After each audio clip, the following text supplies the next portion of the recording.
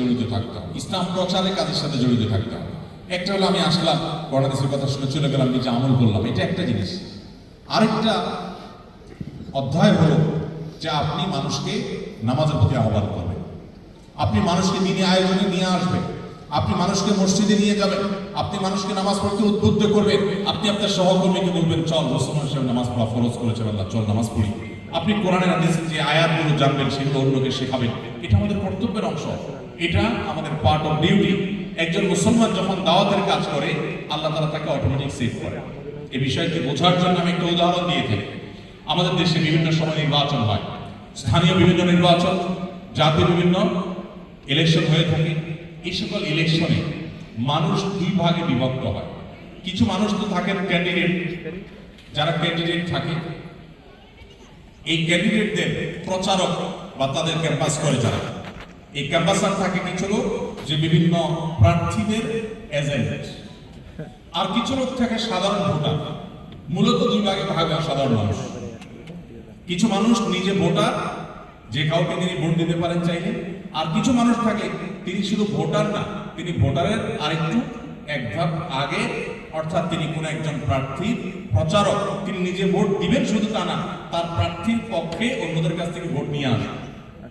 এখন আমার প্রশ্ন হলো, কোন একজন প্রার্থী তার প্রচারকেরা, তার যারা ক্যাম্পাসার আছে, তার যারা এজেন্ট আছে, এরা তো সবাই কাছে কাছে যাবে, ভাই আমার নেতার চরিত্র ফুলের মতো পবিত্র, অতএব আমার নেতাকে ভোটটা দিবে, সবার কাছে কাছে যাবে না সে ক্যাম্পাসার।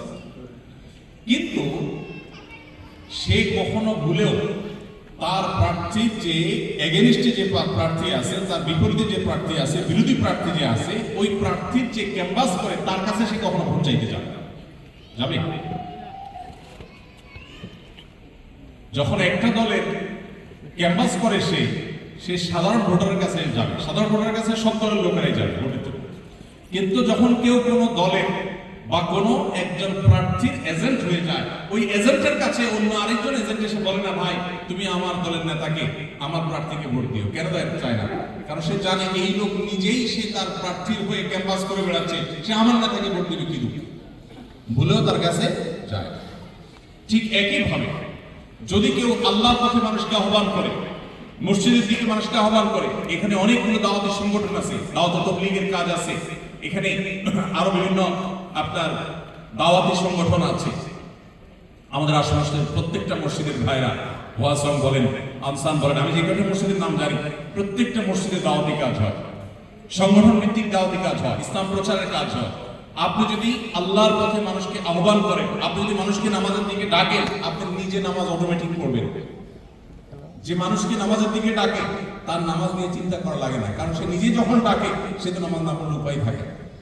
ঠিক একইভাবে আপনি যদি প্রতিকূল পরিবেশে এই মাটিতে ইসলাম প্রচারক হন, দায়ী হন, মানুষকে আল্লাহর পথে ডাকেন, মসজিদে থাকেন, ইমাম সাহেবের কাজে হেল্প করেন, মসজিদের কাজে আগায় থাকেন, আপনার নিজের ঈমান আমল সেফ হবে। কারণ শয়তান আপনাকে দাওয়াত দিতে সেরকম উৎসাহ বোধ করবে না, কারণ আপনি নিজেই আল্লাহর দিকে ডাকছেন। আপনাকে সে ডাকবে কোত্থেকে? যে কারোর দিকে ডাকছে না, খালি মাথায় বা খালি চিন্তা নিয়ে বসে আছে, এই ব্যক্তিকে শয়তান যতটা পরিচিত করতে পারবে। আল্লাহর পথে যারা দাওয়াতের কাজ করে, দাওয়া ইলাল্লাহর কাজ করে, দায়ী যারা হয়, তাদেরকে শয়তান এত সহজে অ্যাটাক করতে পারে না। এজন্য এই প্রতিকূল পরিবেশে মাল্টিকালচারাল সোসাইটিতে ঈমান আমলকে বাঁচাবার জন্য আপনার দায়ী ইলাল্লাহ হওয়ার কোনো বিকল্প নাই। ভাইরা আমার, দায়ী হওয়ার জন্য, ইসলাম প্রচারক হওয়ার জন্য কোনো স্কলার হতে হবে, আলেম হতে হবে, মাদ্রাসা ব্যাকগ্রাউন্ডের হতে হবে, এরকম কোনো শর্ত কোরআন হাদিসের কোথাও দেওয়া হয়নি। আপনি একজন সাধারণ মানুষ, আপনি দায়ী হতে পারেন। আমার বোনরা যারা আছেন, আপনারা দাওয়াতের কাজ করতে পারেন। অনেক বোনরা আছে যারা শুধুমাত্র ঘরে থেকে, তারা ঘরের ঘরোয়া কাজকর্ম করে, এর ফাঁকে ফাঁকে তারা যে পরিমাণ দাওয়াতি কাজ করছেন, শত শত হাজার হাজার মানুষের ইসলামে আসার কারণ তারা হচ্ছে। অতএব আপনারা চাইলেই সেই পথে আগাতে পারেন। এটার জন্য আপনার নিজেকে ইসলামকে ভালো করে জানতে হবে, একটু সময় দিতে হবে, এবং এই জাতীয় দাওয়াত সার্কেল, দাওয়াতি সংগঠন, যেটা যার সাথে ভালো লাগে সেটার সাথে আপনি ইনভলভ হয়ে যাবেন। আপনি দেখবেন আপনার ঈমান আমলকে আল্লাহ তাআলা কিভাবে হয়। ভাইরা আমার, ঠিক একইভাবে 7 নম্বর এবং সর্বশেষ যে কাজটি আমাদের করতে হবে তা হলো আল্লাহর কাছে চোখের পানি ফেলে কায় মনোভাবকে দোয়া করতে হবে, কাঁদতে হবে। হে আল্লাহ, আপনি প্রতিকূল পরিবেশে আমার ঈমানকে হেফাজত করুন, আমার আমলকে হেফাজত করুন, আমার আইডেন্টিটি, আমার আত্মপরিচয়কে হেফাজত করুন। এই দোয়া রব্বে কারীমের কাছে করা ছাড়া আমরা নিজেদের ঈমান আমলকে রক্ষা করতে পারবো না। কারণ আমরা জানি এই ধরনের পরিবেশে, বিশেষ করে যেখানে ঈমান আমল রক্ষা করাটা নানা কারণে চ্যালেঞ্জিং, এই ধরনের পরিবেশে ঈমান আমলকে রক্ষা করার জন্য আল্লাহ তাআলার কাছে দোয়া করতে হবে। রব্বানা লা তুযিগ কুলুবানা বা'দা ইয হাদাইতানা ওয়া হাব লানা মিন লাদুনকা রাহমা ইন্নাকা আনতাল ওয়াহ্হাব। হে আল্লাহ, আপনি আমাদের ঈমানকে, আপনি আমাদের আইডেন্টিটিকে, আপনি আমাদের আত্মপরিচয়কে, এটাকে রক্ষা করুন। এই দোয়া রব্বে কারীমের কাছে করতে হবে। নবী করিম সাল্লাল্লাহু আলাইহি সাল্লাম তিনি দোয়া করতেন, দোয়া শিক্ষা দিয়েছেন। শেষ যুগ যখন চতুর্পাশে ফিতনা, চতুর্পাশে ঈমান হরণ করবার জন্য হাজারটা আয়োজন, আপনি যেটাকে আপনার উন্নয়নের মাধ্যম মনে করছেন সেটা আপনার ঈমান হরণ করার একটা উপায় হতে পারে।